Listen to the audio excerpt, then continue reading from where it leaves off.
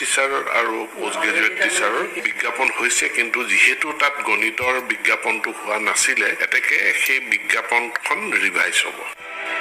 দেখা পাইছো যে আমাৰ গণিত শিক্ষকৰ সংখ্যা কম আছে।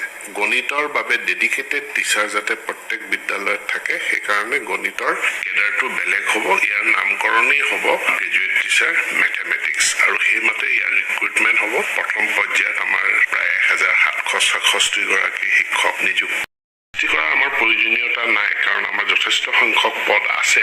গতিকে পদসমূহৰ নতুন নামকৰণ হ'ব। টিচাৰ আৰু পোষ্ট গ্ৰেজুৱেট টিচাৰৰ বিজ্ঞাপন হৈছে, কিন্তু যিহেতু তাত গণিতৰ বিজ্ঞাপনটো হোৱা নাছিলে, এতেকে সেই বিজ্ঞাপনখন ৰিভাইজ হ'ব। দেখা পাইছো যে আমাৰ গণিত শিক্ষকৰ সংখ্যা কম আছে। গণিতৰ বাবে ডেডিকেটেড টিচাৰ যাতে প্ৰত্যেক বিদ্যালয়ত থাকে, সেইকাৰণে গণিতৰ কেডাৰটো বেলেগ হ'ব। ইয়াৰ নামকৰণেই হ'ব গ্ৰেজুৱেট টিচাৰ মেথমেটিক্স, আৰু সেইমতে ইয়াৰ ৰিক্ৰুটমেণ্ট হ'ব। প্ৰথম পৰ্যায়ত আমাৰ প্ৰায় 1766 গৰাকী শিক্ষক নিযুক্তি কৰা আমাৰ প্ৰয়োজনীয়তা নাই, কাৰণ আমাৰ যথেষ্ট সংখ্যক পদ আছে। গতিকে পদসমূহৰ নতুন নাম